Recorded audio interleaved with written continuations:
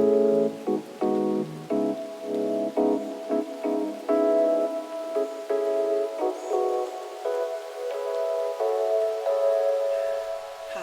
and welcome to Hot Mama's Cool Planet, the sustainable wellness podcast where two hot, lifelong friends talk about caring for ourselves, our families, and our planet, with humor, honesty, and maybe a little ranting along the way. I'm Mer, and I live in London after a lifetime in California and New York, plus a little drop of Texas and Singapore here and there. And I am a researcher and a storyteller, and I have a passion for hair history, and I am trying to live a healthy life. I live here with my partner, who I call the hairy guy, and my 13-year-old daughter, who I call Godzilla. And here is Miechie. I am Miechie, and I live in Northern California in a little bicycle riding town called Davis. And I am a game developer and a parent of an 11-year-old boy named Manga Monster, and I am also trying to live a healthy life. And so we're going to talk about eco-villages and cities today as our topic. But before we start, I am going to share a small pleasure that I had this week, which was a few days ago with Manga Monster. I made pizza. I bought raw pizza dough from the store a few blocks away, and I did it two different flavors, half and half. On one half, I put dandelion greens, which are super nutritious. By the way, in my nutrition app, Fruity, they come up with a full rainbow of vitamins. And I put a little bit of corn and jalapeno peppers and cheese and garlic. And then on the other side, I put anchovies and tomatoes. And Manga Monster loved the pizza, and he liked it so much that he was like taking extra pieces of the anchovy side onto his plate so that I wouldn't eat them all. And then he gave me a big hug afterward to say thank you for making the dinner. He liked it so much. So it was a pretty simple dinner, but and quasi-healthy, but the hug was the best part.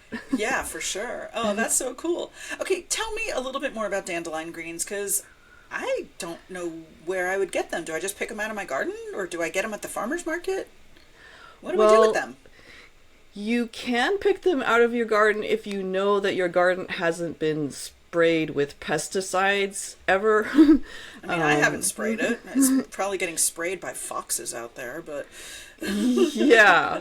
But, you know, those pesticides might stick around a while from neighbors past or, you know, people who lived there before. So I get them at either the farmer's market or the local food co-op in town also has them. And they're super nutritious. They're like a superfood. They have basically like in Fruity, when it has this new vitamin meter that shows you like a little rainbow of different levels of your vitamins. And when you put dandelion greens in your recipe, you get like a full rainbow of vitamins. So yeah. How cool. That just like a weed, you know? I mean, it's just like an ordinary weed that we all have dandelions growing around us, and who knew they were such a powerhouse?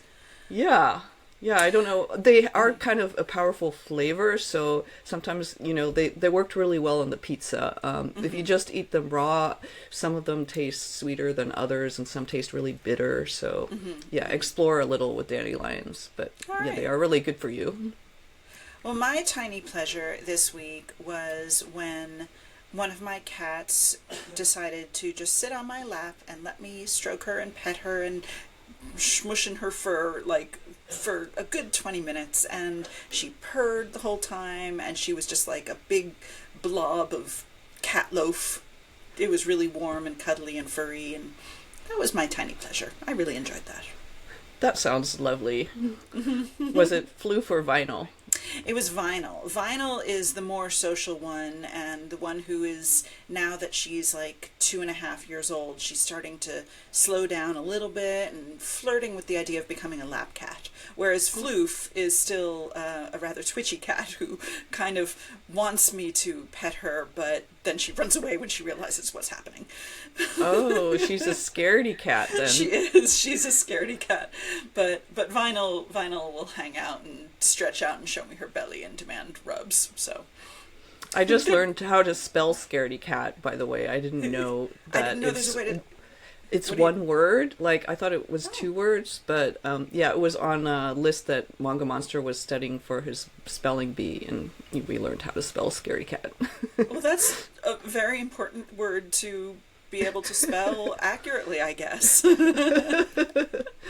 Okay, so today we're going to be talking about eco-villages, and I am very interested to learn about it. But before you jump into all of these really cool sounding examples you were hinting at, can you just tell me what an eco-village is, or an eco-city? What do you mean by this? Define your terms. Tell me more.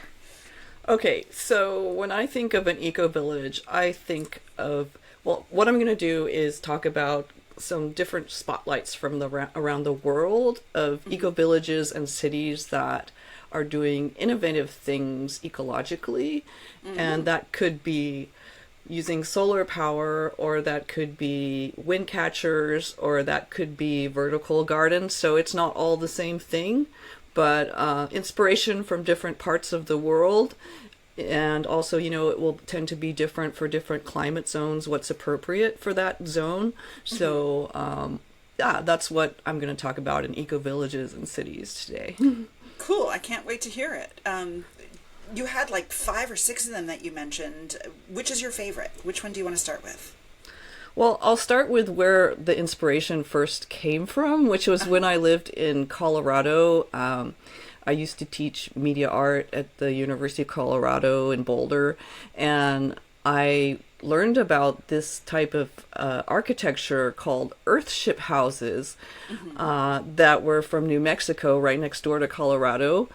An architect there named Mike Reynolds invented this approach of using recycled materials, and I think he was also inspired by the traditional adobe architecture of covering the walls in straw and mud, which is so beautiful. I don't know if you remember, you know, you visited me once when I lived there, and we took a road trip down to New Mexico and to Santa Fe, and it's just an amazing kind of style of architecture, and it is very uses passive heat a lot, so it retains in the winter it retains heat inside the house, and in the summer it also keeps things cool. So it's really good at insulation, basically. In the desert climate, yeah, it's perfect for insulation in the desert climate. I was thinking about that time that I visited you when you were living in Colorado, and I was thinking about the houses and the buildings that we saw, and how I got really obsessed with the idea of wanting to make a cake that looked just like them. Because they do look like, if a beautiful baker would be capable of making like these fabulous Taos kind of architecture cake. I do not have such skills, but I still fantasize about that sometimes. That's an interesting idea for a birthday cake. I'll think about that. Yeah, maybe you have the skills to make your cakes look like, because it looks kind of like the buildings are frosted with the way they're kind of smoothed and rounded with the adobe exterior that they have on them. Yeah, I know what you mean. Yeah, and I would really love to eat a whole little like Taos village made out of cake. Especially now that I know that they're so good at insulation, and the whole adobe idea is, you know, wise architecture. Yeah, it goes way back. It goes to, I believe it's from the Hopi and or the Pueblo. The Native Americans who lived, you know, in New Mexico had this style of architecture going way back, using the adobe construction, which is really ecologically sound. But what Michael Reynolds did was his innovation was to build using recycled materials. So he would build a house with about 800 to 900 tires that he would fill with mud and stack them up on each other to build the walls, and then cover them in adobe. Oh, wow. And make these really cool adobe houses with rounded corners. And another feature of the Earthship house is it usually has one whole window, a wall of windows south facing that brings in light. So in the winter, it is warmed from the south-facing wall. And then right behind that wall of windows, you have a layer of hanging plants, and you can grow your own fruits and vegetables in there. Oh, nice. And then there's also usually some kind of irrigation system. And they've evolved to be totally self-efficient, so you can live off the grid in your Earthship house. That's so cool. With So is solar this like power. Is this like a community of all these Earthship house people living all together in one neighborhood, or? There are two communities that he helped found, the Rural Earthship Alternative Community Habitat in New Mexico, and also the Social Transformation Alternative Republic called STAR. So yeah, there are a couple communities that use this type of construction. Over time they evolved, like he improved on his first, early prototypes of this to get more comfortable. They're really good for the desert climate. They don't necessarily work so well in other climates, and even in the desert climate there were a lot of regulations that were it can be challenging to build, that you have to get around to build one. The cost of building a Earthship house is similar to like a regular house around in the US, around $100,000, and it can be hard to get a mortgage because of those regulations. But once you build it, it will last for about 500 years. Oh, wow. And you do need to do some upkeep, but you won't be paying for electricity and heating and air conditioning, so all that adds up. It's only allowed in certain states, and there also were, I looked it up, you can learn all about this in this documentary that was made about this architect, Mike Reynolds, called Garbage Warrior. Apparently he grew up in this family that his father was a hoarder, and that's how he got inspired to recycle things. And even like the recycling is not just like the tires and the walls, but it becomes almost like a decorative element. Like there's ones he's built with these different colored like aluminum cans as decorative elements. That's that are fascinating. embedded in the wall. And I think they look really cool. They have like, they're sort of, they come out of the earth, and then there's this wall of windows, and they look kind of futuristic Hobbit homes or something like that. That's what I'm imagining. That sounds so cool. Have you been into any of them? I have never actually visited one.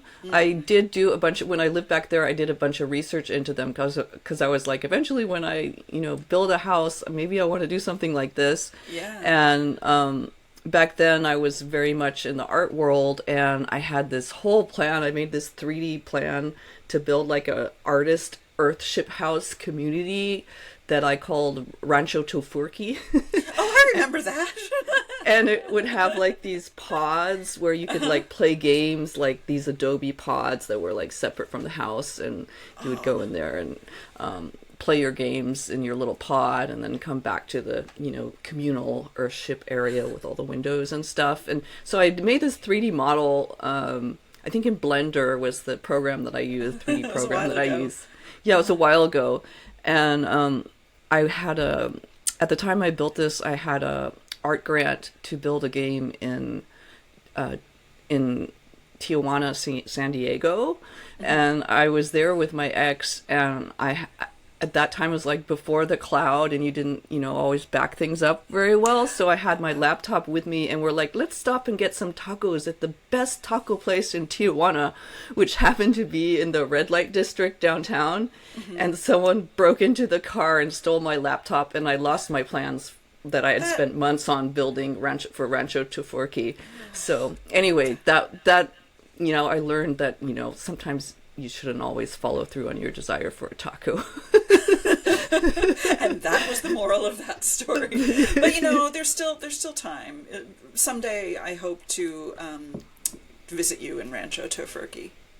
Yeah, it was like, in my mind, it was going to be this really cool artist ranch where there would be like visiting artist residencies out in the desert, and people would come out and hang out and play games and make art, and yeah. Okay, well, that was so cool. Can we move on to the next one? Because I would love to hear about Singapore, since you lived there for like 10 years and I lived there for, 7 months, not long, but still, I know Singapore, and I want to hear what the community is like there in terms of eco-village. Singapore is very ecologically conscious. I think, there are good things and bad things about a city that has like one political party in control of the country since its inception, but they are able to plan ahead really well. So you can go to this one building in Singapore and you can see like a whole 3D, like a 3D model, not virtual, but an actual model, like an architectural model of the whole city, how they planned it out. Yeah. And you can see like all these beautiful linear parks going through the city, which I don't know if people know what linear parks are, but no, basically what does that mean? It is a park that connects a bunch of other parks. Like when I lived in these government flats on the outside suburbs of Singapore, I used to ride my bike to the middle of the city with all the skyscrapers along a linear park that just along a river, and it was a green path. And so I would be able to go this whole way through the city, even though it's a huge, trafficy city, very dense population with tall buildings everywhere. I would be able to just go along this green path on my bike all the way to the middle of the city. It was fantastic. I don't think I knew about that when I lived there. I mean, because I don't remember walking along beautiful green paths unless I made an effort to get to one. I just think of all the constant construction work that was happening all the time, and the fact that they charge such a huge fee to even be able to drive in order to try to have the traffic down to a dull roar. So this is fascinating. Are they new, or was I just oblivious? You probably didn't know about them, but they're always building new stuff too in Singapore. So tearing stuff down, building new buildings. If you love a restaurant, it might not be there the next year because there'll be something else. So there's a lot of change in Singapore. But yeah, the parks, not only are they're linear parks like this bicycle path, but there are these beautiful walks you can go on. And Singapore is a totally different climate than New Mexico, which is high, dry desert. So, of course, there's going to be a different approach ecologically to what you do with things there. So Singapore's like right on the equator. It's tropical. It's as hot every day. I mean, right on 1 degree off the equator, and it's like pretty much always 30 degrees Celsius, or like 89 degrees and like 100% humidity Fahrenheit, right? Yes, it is super, super hot. When I first moved there, it was really hard to go to work and wear work clothes because I was just like, I'm so hot. Yeah, and everywhere indoors is over air conditioned, so you're always having to bring a cardigan with you everywhere you go, and then swelter outside and freeze inside. Yeah, eventually though your body adjusts to it. After a few months, I found that it wasn't so bad, and also you learn that you can go for sometimes miles through because there's so many malls in Singapore. All the underground passageways, underground passageways and malls, and the MRT, the metro service is really good, the subway service. So you can stay indoors and for a long time and avoid the heat. But I bet even being on these green paths is just so much nicer than being in the sticky, dirty streets. It is, and there was some really nice other linear parks I used to go on where they have these hanging bridges through the jungle, so you don't have to be like down there with all the ants and snakes and whatnot in the jungle, but you can walk on this hanging path, and it looks really beautiful through the jungle. And that's cool. There was one from where I lived in Pasir Panjang for a while. I would go to this one park and take a hanging path to the next park, and then a hanging path to the next park, and then we'd be like, getting towards downtown and near the ocean. And so you could go for miles and miles along these beautiful paths that connect different parks to each other. And sometimes there were monkeys. Like one time when it was raining, the monkeys came out, and like we had an encounter with our little dog and the monkey. That they were like, "What are you?" This baby monkey was really curious about our dog. So yeah, that was really cool. And another sort of ecological feature of Singapore is that people are really into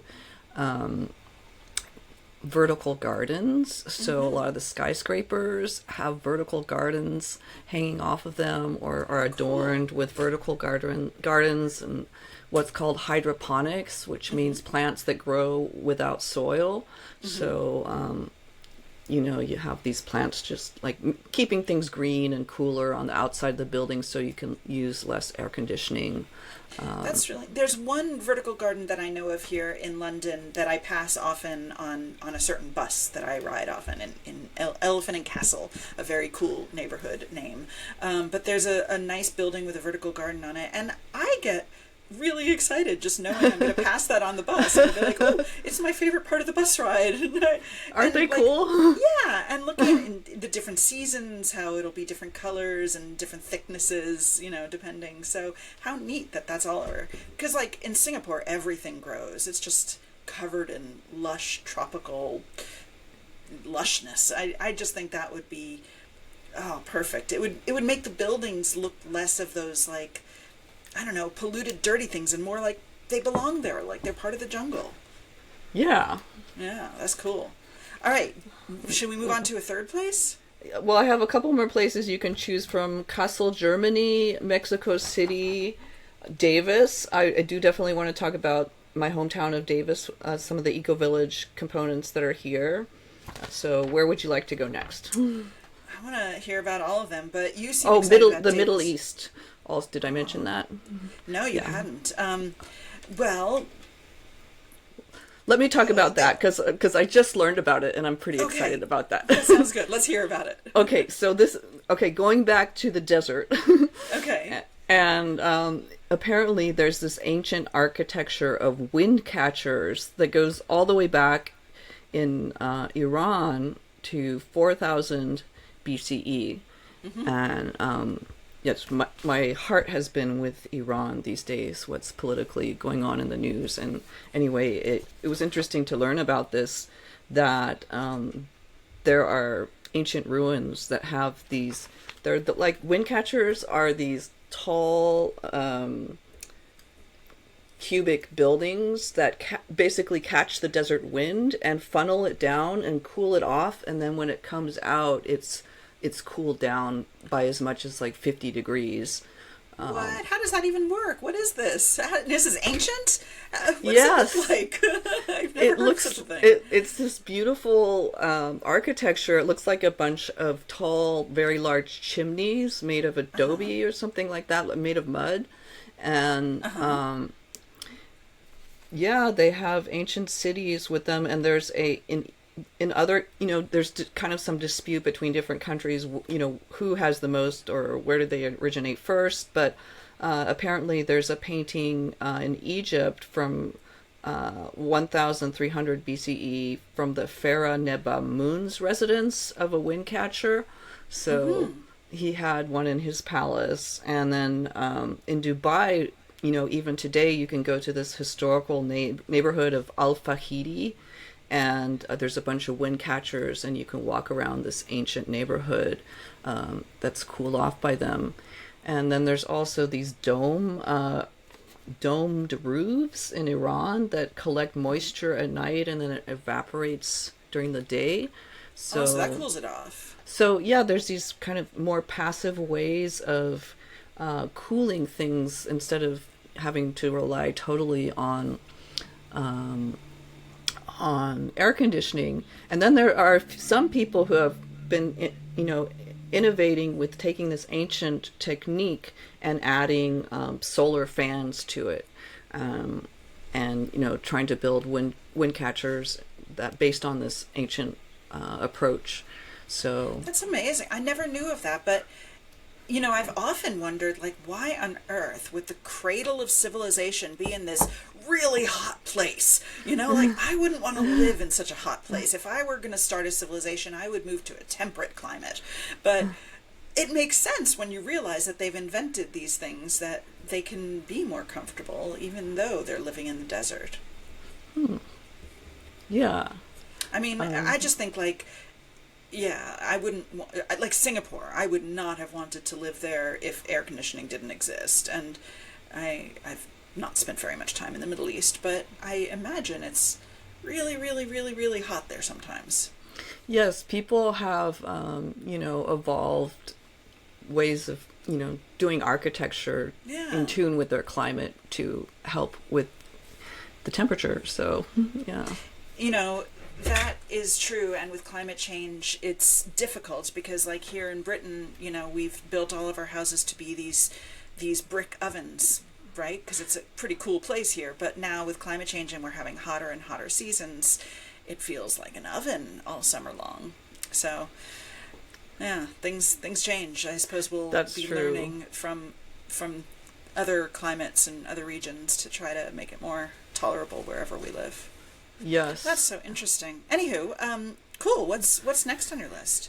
I wanted to just briefly mention Kassel, Germany, where in 1982, it's a town in Germany that has an art festival every couple of years called Documenta, and it's an international festival. And in 1982, the German artist Joseph Beuys, who is also a founder of the Green Party in Germany, I didn't know that. Yeah, he did a project of planting 7,000 oak trees, where you each person can buy like this special stone, and then the money from that stone goes to plant a tree. So, it's this amazing project. He's a early performance artist and had this kind of shaman kind of persona around him related to his experiences in World War II. Yes, this is my favorite project that he did with the 7,000 oak trees in Kassel. I never knew of that one. Like you said, he's famous for doing art about his World War II experiences, like everything involving felt, since that's how felt and fat. Fat, since that's how, like, when he was saved from in the icy winter by the local people, and they wrapped him in felt and fat to get him warm again, and so he's always harking back to that. Although my favorite piece by him is the one where he's explaining art history to a dead rabbit.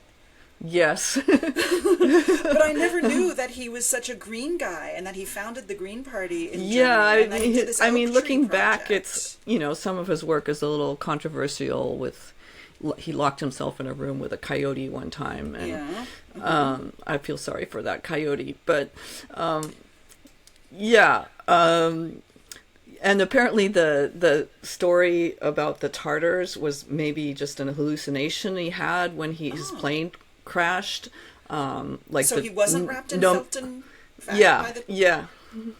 As far as people know, he just maybe hallucinated that when he was injured, but it became part of his myth. But, yeah, for sure. Yeah. So he created this other project where he's just planting loads of oak trees. That is so cool.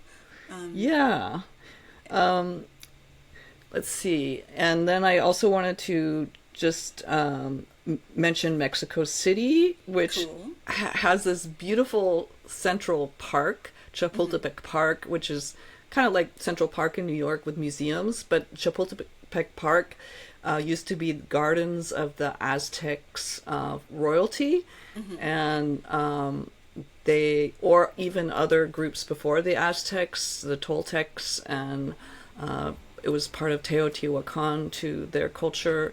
And also Mexico City, so that park is sort of like the lungs even of today's Mexico City. It has a nice, El Bosque, the woods in it are really nice.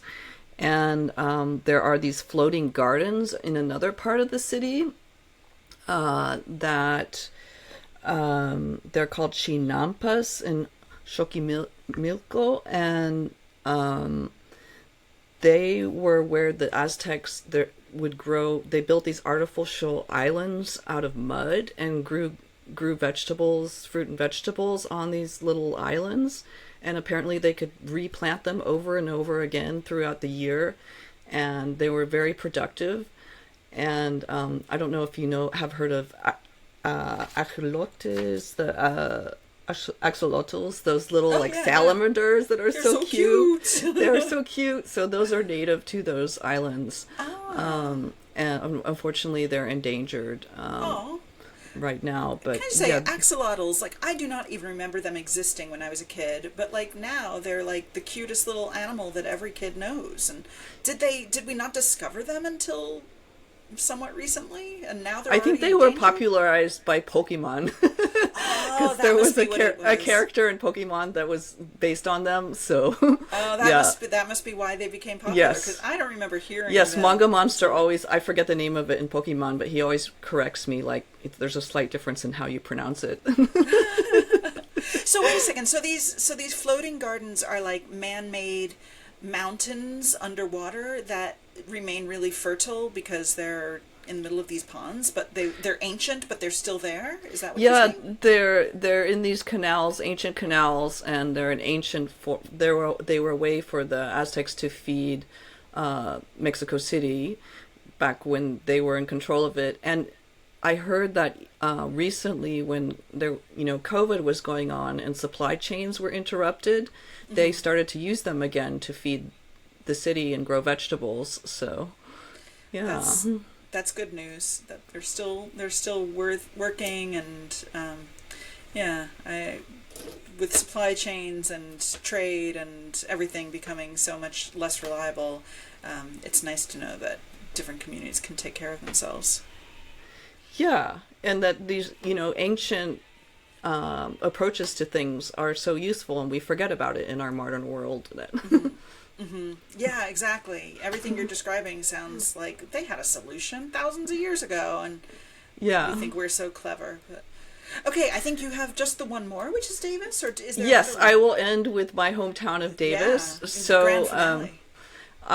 when I was a kid, I used to love this little neighborhood of Davis, which isn't too far from where I grew up, and it's where there are these geodesic dome houses. I think cool. Sort of based on Buckminster Fuller's geodesic domes. And they are these two-person student houses, tiny houses, what we call tiny houses nowadays. And they're this nice little community. They look to me like they're from Star Wars. And that's why I always liked them since I was a kid. I was like, oh, it looks like there's Star Wars in Davis. Yeah, they are really weird and futuristic looking. Yeah, and they have like communal gardens nearby, and apparently they all grow chicken. They have a chicken farm, and you can still rent them for $400 if you're a student. So that's pretty good. They were under threat of being eliminated, but they managed to save them at one point, and so they're still there. And then what makes them eco? I mean, I remember about geodesic domes is like they're all the same shape, and so you can just build them yourself really quickly. But that's like all I know. Tell me more. Why are they eco friendly? I should have looked that up from Buckminster Fuller, since I think he's the inventor of geodesic domes. Yeah.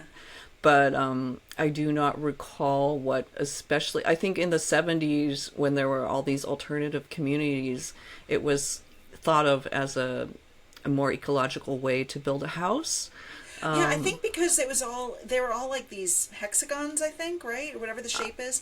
And and you could just get a stack of these hexagons and then build a dome in whatever size you want. And so it's like it really simplifies how they do it. That's the part I know.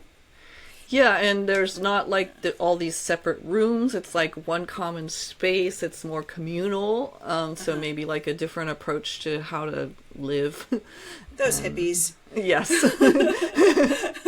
So have you ever been into one of those, into one of those homes? I did walk into it because they had one that was open for people to look in and see what it's like. And yeah, it was very pleasant. Like, it's got a window and everything's in the same space, a little kitchen and beds. And, if you're a college student, that would be way more fun than a dorm, I think. Oh, for sure. Yeah. Yeah.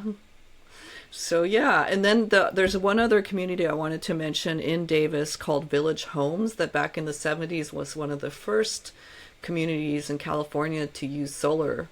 Oh, cool. And they have shared gardens also, and this shared irrigation system with an orchard, and it's over in the more western part of Davis, and solar going way back, and they're really nice, kind of Mediterranean looking houses. And I think nowadays I looked up the price of them. They're about $900K right now. So that must be the going rate for a house in Davis, though, right? Yeah, it's not much more expensive than a normal house in Davis. So so that's an early community right here in town. You're really lucky to live in such a cool town with, all of these eco projects and cycling and recycling and all the things that make Davis, like, I don't know how you felt about it growing up there, but now that you've come to live again in the town where you grew up, you're lucky it's such a cool one, I think. I think it's a great place for Manga Monster to grow up. Yeah. To have, all these healthy ecological ways of living, sustainable living all around him. I do wish there was more forethought and planning into making it more sustainable. Like recently they built a mall nearby, like redid it, and they were supposed to have built apartment buildings over the mall, which I think, in architecture you hear about the idea of the walkable city, that you want everything to be closer to you so you don't have to drive so far to get where you're going. And also in terms of like equity and accessibility, like these would have been more affordable apartments for people to live in than the houses around. But the neighbors complain. They're like, no, then people it will be too high and they'll be able to see into our garden. And there's a lot of, the town is aging, I think, and people aren't as open as they should be to making it more equitable to younger folks and families. So I think that's the problem with it these days. But there's a lot of good things about it too. Yeah, I mean, it sounds like it's maybe not insurmountable. I mean, this time with the mall, it's like done and dusted. But maybe just more grassroots efforts to get people to understand that affordable housing is necessary. I don't know. I live near a place that's a crummy little mall. Like you'd forget it, and that's fine. They're going to knock it down. I'm fine with it. But they're going to build instead, kind of similarly, some more shops with housing above it. And there was a requirement that a certain percent has to be affordable housing, for low income. And there was arguments back and forth, and I can't tell you how many years this has been, like another hearing on it. But in the end, they're building hardly any, like a much smaller percentage of them have to be affordable housing. And I just don't understand. Like in our case, it wasn't people complaining about it being too high and, obstructing the view, but it was, just rich people wanting more profit instead of providing affordable housing. At least, certainly is how it seems from where I'm sitting. And yes. God knows I'm biased, but yeah, it is a huge, especially here in California, there's a huge housing crisis. And absolutely. Yes. Yeah. Well, those are a bunch of little spotlights of hope and excitement. And it's really neat because, you know, you and I were discussing that maybe we should do an episode on like the blue zones. And so I'm thinking of like these different cities that have something in common that make them special. And I hadn't been thinking at all about Eco Village, but in the same way, it's like these different communities that have decided to do something really cool, really local, and you know, use their environment and their climate for the best. And yeah, and in some cases, so cool. it's ancient approaches that That's so neat. we would do well to learn from. Absolutely, 100%. Well, that's so cool. Thanks for telling me about all these. All right, so bonus question: if you, except for Davis because you're already there, but if you could go for 2 weeks to just visit one of these places and live in one of these, you know, right next to one of these things that you were describing, which one would you want to do? Well, I think because I've never been there and I've been to all the other places, I would love to go to, you know, Dubai or, you know, somewhere, or Egypt or Iran if it were, you know, if it weren't, you know, the situation that it is now. But yes, and see these ancient wind catcher sites. I think those are fascinating. So yeah. And beautiful. If you look at pictures of them, they look really cool. I am going to do that because I've never heard of those before, and I'm very, very interested. Thanks for sharing those with me. Okay. Hey, before we sign off today, let's talk about our intentions for the week. Do you have one in mind, or should I go first? I was just thinking, what is my intention? And I thought of one. Good. You go first then. Yeah, I'll go first. I have been doom scrolling the news a little bit. Normally, I limit myself to a certain moment in the evening before chillax time and screens off time where I take in my news.